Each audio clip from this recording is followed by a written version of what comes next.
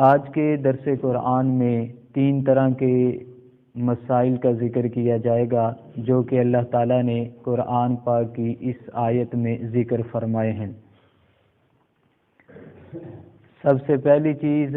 اللہ تعالیٰ نے فرمایا کہ نبی پاک صلی اللہ علیہ وسلم دل کے بہت نرم ہیں۔ دوسری بات اللہ تعالیٰ نے ارشاد فرمایا کہ صحابہ کے ساتھ مشورہ فرمایا کریں۔ تیسری چیز اللہ تعالیٰ نے ذکر فرمائی ہے کہ توکل صرف رب ذوالجلال کی ذات پر ہو۔ اللہ نے فرمایا فَبِمَا رَحْمَةٍ مِّنَ اللَّهِ لِنْتَ لَهُمْ وَلَوْ كُنْتَ فَظًّا غَلِيظَ الْقَلْبِ لَانفَضُّوا مِنْ حَوْلِكَ فَاعْفُ عَنْهُمْ وَاسْتَغْفِرْ لَهُمْ وَشَاوِرْهُمْ فِي الْأَمْرِ فَإِذَا عَزَمْتَ فَتَوَكَّلْ عَلَى اللَّهِ إِنَّ اللَّهَ يُحِبُّ الْمُتَوَكِّلِينَ۔ اللہ نے فرمایا کتنی بڑی اللہ تعالیٰ کی رحمت ہے کہ آپ نرم دل ہیں۔ اللہ تعالیٰ کی کتنی بڑی مہربانی ہے کہ آپ نرم دل ہیں۔ اگر آپ سخت دل ہوتے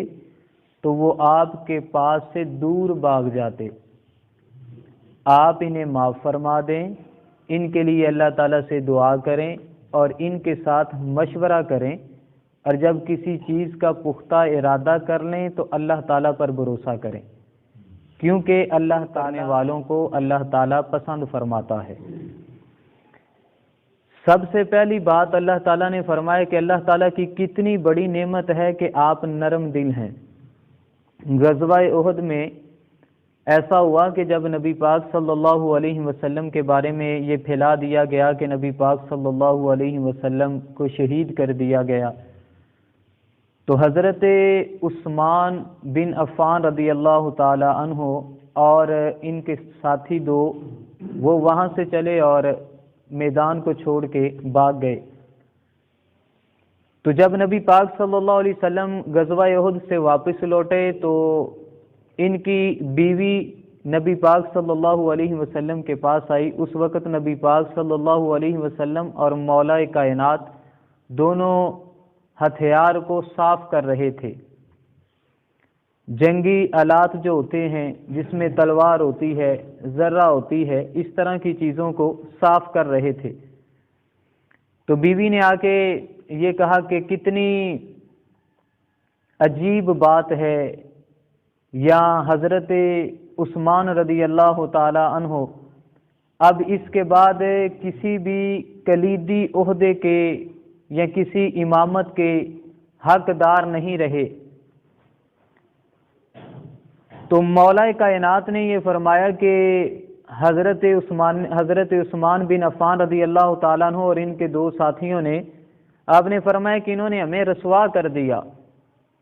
تو تب نبی پاک صلی اللہ علیہ وسلم نے فرمایا کہ تم دونوں اس بات پہ کوئی بات نہ کرو، خاموش ہو جاؤ۔ تو جب نبی پاک صلی اللہ علیہ وسلم نے یہ بات ارشاد فرمائی تو اتنی دیر میں حضرت عثمان بن عفان اور ان کے 2 دوست جو بھاگ گئے تھے وہ نبی پاک صلی اللہ علیہ وسلم کے پاس آئے۔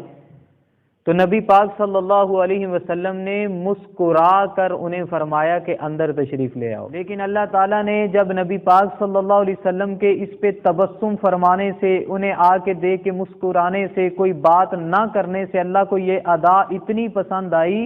کہ اللہ نے فرمایا اللہ کی کتنی بڑی نعمت ہے، کتنی بڑی رب ذوالجلال کی مہربانی ہے کہ آپ نرم دل ہیں۔ اگر سخت دل ہوتے تو غزوہ احد کے دن یہ سارے لوگ آپ سے دور چلے جاتے۔ تو یہ پتہ لگا کہ اللہ تعالیٰ کی ہی بہت بڑی مہربانی ہے اگر کسی بندہ کا مزاج نرم دل ہے۔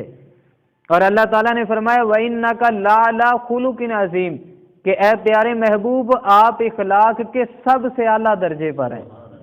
یعنی جیسا آپ کا اخلاق ہے ایسا کسی کا اخلاق نہیں ہے۔ تو نبی پاک صلی اللہ علیہ وسلم نے اس دن جب آپ کا دانت مبارک بھی شہید ہو گیا،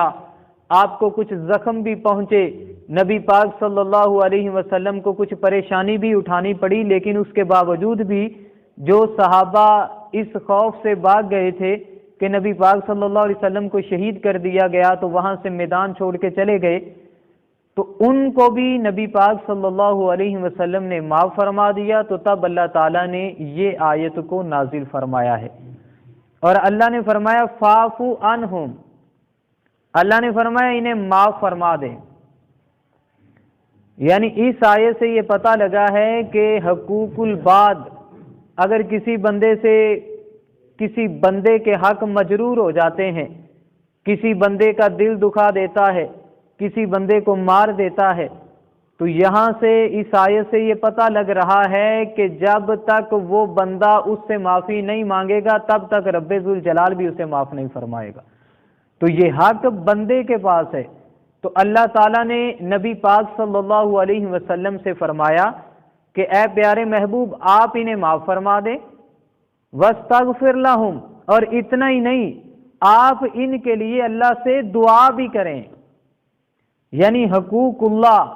جو اللہ کے حقوق ہیں، نماز پڑھنا، روزہ رکھنا، زکوٰۃ دینا، صاحب استطاعت پہ حج واجب ہے، حج فرض ہے، تو یہ ساری جو چیزیں ہیں یہ ادا کرنا، اور یہ کوئی بندہ کسی کو معاف نہیں کر سکتا کیونکہ یہ حقوق رب ذوالجلال کے ہیں۔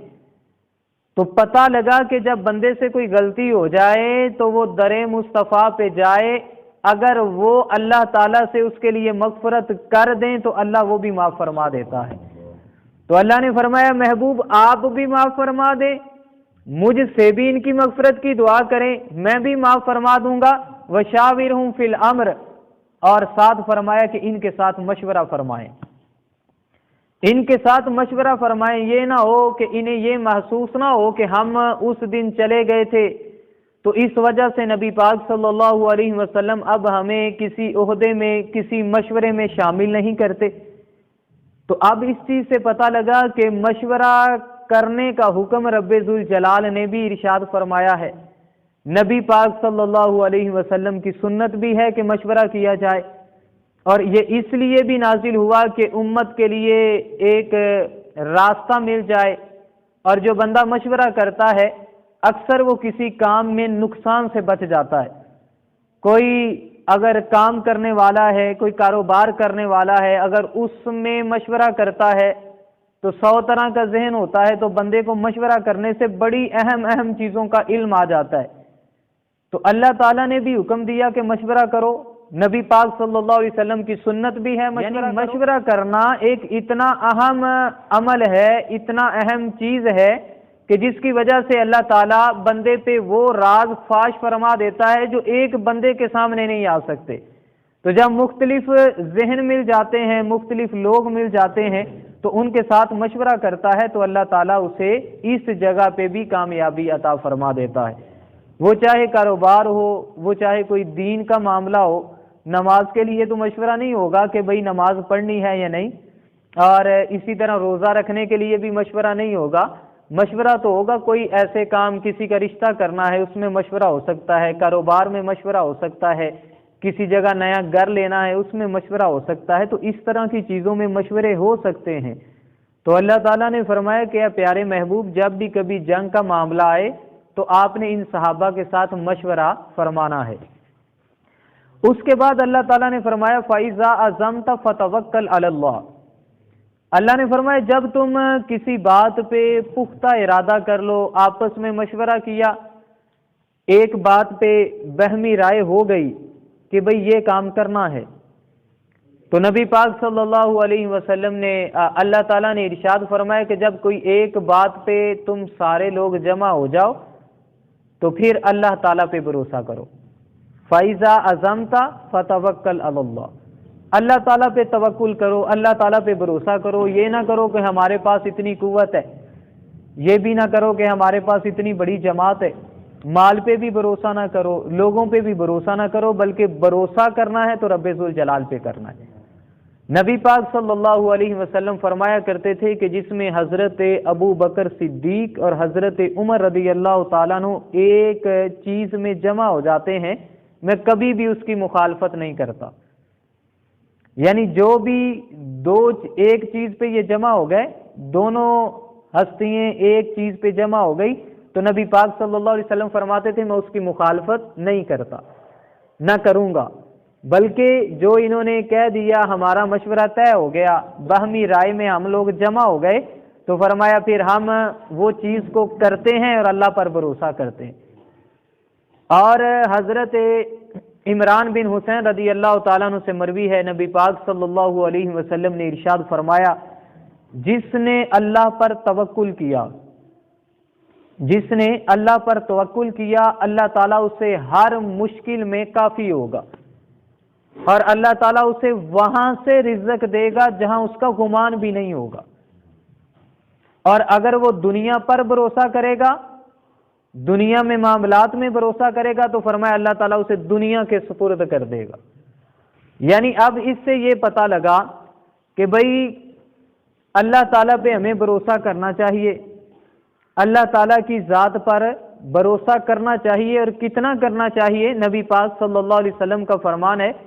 کہ جو بندہ بھی اللہ تعالیٰ پہ بھروسہ کرتا ہے، اللہ تعالیٰ اسے ہر مشکل میں کافی ہو جاتا ہے، چاہے جتنی مرضی پریشانی ہو، کیونکہ اسی رب نے اعلان فرمایا نا، لا یکلف اللہ نفسا الا وسعها، اللہ تو کسی جان پہ اس کی طاقت سے زیادہ بوجھ ہی نہیں ڈالتا۔ تو یعنی اگر کسی بندے پہ کوئی چیز مصیبت پہنچ گئی، پریشانی آ گئی، تو وہ اللہ پر بھروسہ کرتا ہے، تو اللہ تعالیٰ اسے اس مشکل سے نکال دے گا، اس کے لیے کوئی آسانی پیدا فرما دے گا۔ اور فرمایا اللہ تعالیٰ اسے وہاں سے رزق دے گا جہاں اس کا گمان بھی نہیں، بندہ سوچ ہی نہیں سکتا کہ مجھے فلاں چیز سے فلاں جگہ سے رزق مل جائے گا، لیکن وہ رب قادر مطلق ہے، وہ اسے وہاں سے بھی رزق عطا فرما دیتا ہے جہاں بندے کی سوچ بھی نہیں جا سکتی، گمان بھی نہیں جا سکتا، سوچ تو بڑی دور کی بات ہے، فرمایا گمان بھی نہیں جا سکتا، اللہ وہاں سے رزق عطا فرما دے گا۔ اور فرمایا جس نے دنیا پہ بھروسہ کیا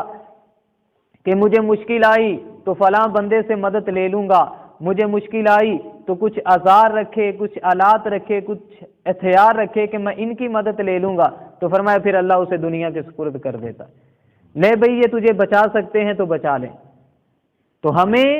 یعنی جب بھی کبھی مشکل آ جائے، کوئی بھی زندگی کے معاملات ہوں، تو توکل رب ذوالجلال پہ کرنی چاہیے۔ حضرت عمر رضی اللہ تعالیٰ عنہ فرماتے ہیں، نبی پاک صلی اللہ علیہ وسلم نے فرمایا کہ جو بندہ اللہ تعالیٰ پر توکل ایسے کرے کہ جیسا چاہے ویسا کرے، بندے کی توکل یہ ہے کہ اللہ تعالیٰ جیسا چاہے ویسا کرے، تو فرمایا کہ اللہ تعالیٰ اسے وہاں سے اللہ تعالیٰ اسے ایسے رزق دے گا جیسے پرندوں کو رزق دیتا ہے۔ وہ صبح نکلتے ہیں تو بھوکے ہوتے ہیں، لیکن جب شام کو لوٹ کے آتے ہیں تو پیٹ بھرے ہوئے ہوتے ہیں۔ وہ کیسے ہوتا ہے؟ یعنی اللہ تعالیٰ پہ وہ پرندے توکل کرتے ہیں، وہ ہماری طرح کوئی محنت تو نہیں کرتے، کوئی مزدوری تو نہیں کرتے، کوئی مشقت والا کام تو نہیں کرتے، لیکن اللہ تعالیٰ نے ان کے لیے رزق بکھیر دیا ہے۔